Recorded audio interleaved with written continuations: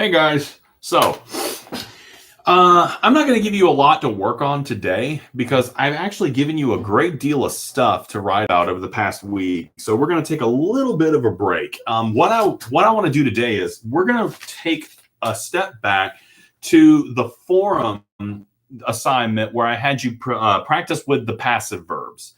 You guys wrote reviews for music videos, and yeah, I can tell you guys enjoyed those music videos quite a bit. I was very entertained by your reviews, and honestly, you guys all did a really good job with them. You're all going to get the credit. Now, one of the things I want to do today, and I like doing this, and if anybody doesn't want their content shared in a video, please let me know. But I'm going to read out 3 sentences from the reviews, and these are all just examples where a passive verb snuck in. Now, this is, in my opinion, a very good thing, and I was hoping some of you guys would have examples of this because this is a very teachable moment where I can look and see what happened, and then we can step back from it and we can fix it. Also, being featured in one of my videos, if I'm looking at your material and kind of commenting on it, that's extra bonus points. So if you're mentioned in a video, you get points. I will be putting those in later today, so keep that in mind as well.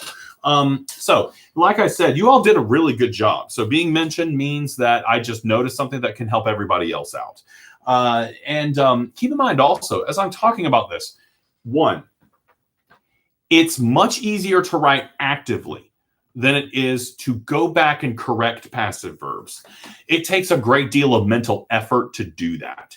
You'll see as I'm trying to, I've written these sentences down, and I'm going to try to think of solutions to these on the fly. You're going to see me with those mental gears turning. I'm going to be sitting here sometimes I always know I've done a good job as a teacher when my students are thinking so hard, it looks like it kind of hurts a little bit, where they're like, oh, It's like, are you thinking or do you have to poop? That could get me in trouble, but I'm keeping it in because I like it. Anyway, even someone like me, I'm a writer. I know how to do this stuff. It's pretty easy for me. But fixing verbs that have passive verbs in them is actually it requires a little bit of effort on my part. So keep that in mind, that I want you guys to see me actually kind of struggle through this a little bit. Now,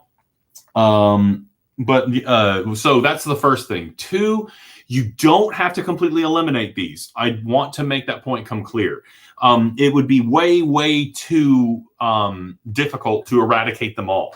In a paragraph of about 10 sentences, it's okay to kind of have 3 of them. You go over 3, you have a little bit of a problem. The goal here is to cut them down a little bit, reduce how often you're using them. So don't feel like you have to go and just completely throw out everything that you do if you use a passive verb. That's not the case. It's just whittling them down is what's important. Okay, so, and like I said, this has no assignment attached to it. I just want you guys to see this process. You'll have something a little bit more in depth on Thursday with that with a video. Now, I'm going to start with Lasikia Martin. Good job. And what she came up with her sentence was, the topic of the song or purpose wasn't clear at all. Oftentimes, when I go back and we start reading these things, you won't even know you're dropping a was. It's so natural that it just sneaks right into the sentence. And that's obviously what happened here. The topic of the song or purpose wasn't clear at all. Now, fixing this is a bit of just a definition. The topic wasn't clear, right? So how do we fix this? And there I go. Sentences like this are actually kind of funky. Let me think for a minute. The topic of the song or purpose wasn't clear at all. Maybe if we took the real actor in the sentence, which is the person interpreting it, I could find no purpose in this song. Do you see what I did there? I made you, the interpreter, the person who's reacting to it, the center of the action. I could find no purpose to this song, right? I could find no purpose at all to this song. I like that revision. Let me also make another point. Oftentimes with problems like this, there's a lot of different ways of going about it. You can fix it in different ways. Let me see if I can come up with another one. You could make it a little bit more theoretical. You could say nobody can see a purpose to this song, right? Switch it out with a lot of people. So there's always a lot of different ways to avoid this issue if you get a little creative in your thinking. So now next, and good job, Lasikia. Thank you. I appreciate that. Good work. Victoria Price. She probably had no idea in casting that this would be the video she would star in. Now, I kind of changed that sentence around a little bit just to simplify it. But this one's interesting too, because there are active verbs in this sentence. She probably had no idea in casting that this would be the video she would star in. We got star, had. So this one's sneaking in between the active verbs, which is, frustrating in its own way. So, David, how would we fix this? She probably had no idea in casting that this would be the video she would star in. Maybe she probably had no idea that this video waited for her.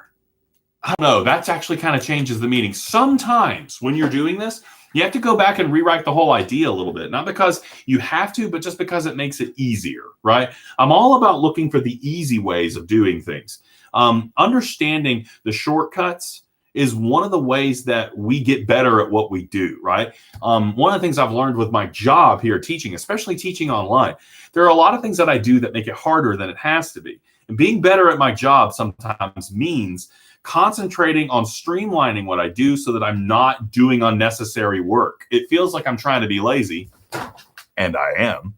But often that means that you're clearing the way so that you can put more effort to the things that actually need more effort put to them. So she probably had no idea in casting that this would be the video she would star in. Maybe she could never imagine that a video like this. Dang it, I did it too. This is a really hard one. I think I got to completely flip this thing around. Again, I enjoy challenges like this. This would be the video she would star in. I kind of like star as the main verb. Star is kind of a cool word, right? I would even say something along the lines of, the actress in this video did not deserve to be starred in a role like that. I did it again. Did it. I gotta go apologize to my office mate. Hold on. Okay. Oh, this one's getting me too. Listen, Victoria, great job. This is perfect. This might be a situation where we need to divide it into multiple sentences to say something like, imagine star. No one deserves to star in a music video like this. You'll notice I simplified. Remember how I said in the other video that oftentimes passive verbs kind of complicate what you're doing. We want to go for conciseness as well as correctness. So this star never deserved to appear in a video like this. That's a great one though, Victoria. That one really threw me for a loop. So yeah, great job. Thank you. That one I could come up with a lot of different things, but I have to really transform that sentence, which if you're not used to being creative in your writing, actually requires a great deal of effort. It requires a great deal of mental effort to go back and tool around with a sentence like that. So that was awesome. Thank you. Now this one, Nicole Maynard, this one I picked for a very special reason. And I was really glad I found an example of this in both classes. So the sentence is this: your hands will automatically go to your ears. That's how dreadful it is to listen to it. Good sentence. Nice active verbs. Now, the reason I'm bringing this up is because in the middle of the sentence, we have a word, and I need to point this out. And the word is that's. T-H-A-T apostrophe S. You also see this a lot. Students will sometimes fall into the trap of using it's. I-T apostrophe S. No, get out of the way. It's. These words are actually passive. Because they're contractions, which is a kind of smushing of a word together. That is, right? So in this case, what you actually have here, your hands will automatically go to your ears. Nice active sentence. That is how dreadful it is. So this is actually a passive construct sneaking in the back half of the sentence. I love it when I can find examples of that because students don't often realize that contractions count. So this is perfect. Thank you, Nicole. Bonus points coming your way. Now, so how to fix this. And again, not fix, all we're doing is trying to get rid of the passive construct. Oh, I should probably make this point too. There's nothing, it's a little informal, but there's nothing inherently wrong about using the word that's. It's just passive. So it might just be something that we might want to whittle down, right? So there's nothing incorrect about any of these sentences. They're all good sentences, just passive, right? So you could cut off the back part of the sentence entirely. Your hands will automatically go to your ears. You kind of don't need the back part of that sentence because the sentiment is conveyed with the first part. That is an overcomplication. You're going back and elaborating on something you've already said. So you could theoretically just get rid of that. But if we wanted to preserve it, your hands will automatically go to your ears. The intensity of this song affects the listener that bad. That actually took some, the intensity of this song affects the listener that bad. That took some tooling. So that's how we could preserve that one. And again, remember, there's lots of different ways that we can do this. Now, I love doing things like this. I think it's cool to bring in your writing and talk about it in a context where it's not bad or good, but we can demonstrate ways to play with the language by using your writing. That's like a lot of times in English education, people want to bring in textbooks and worksheets. I don't want to bombard you with crappy writing from somebody else. I want to do yours, right? I want you guys to see your peers, what kind of fun things they're putting together and how they can transform what they're doing. It's kind of a fun thing to do occasionally, and you get bonus points for it. Anyway, that's all I want to do today. So I'm going to let you guys go. Be on the lookout for something a little bit more epic on Thursday, and be safe out there. That weather's funky. Thank you all. I really enjoyed doing this.